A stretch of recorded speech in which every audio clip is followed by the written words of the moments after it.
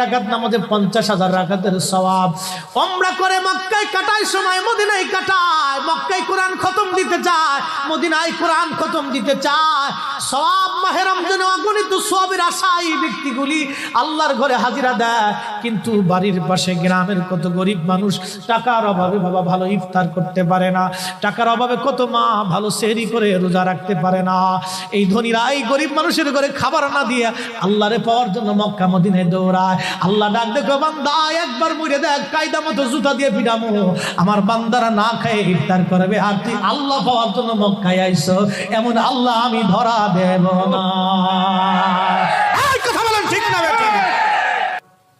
আল্লাহর হাবিবের ইন্তেকালের পরে সাহাবায়ে কেরাম চিন্তিত, খুবই কান্না জড়িত। ছোট্ট একটা গাঠুরি বেঁধে বেলাল আসছে, হযরত আবু বকরের সামনে দাঁড়ায় বলে, আবু বকর বিদায় দাও, মদিনায় আর থাকবো না।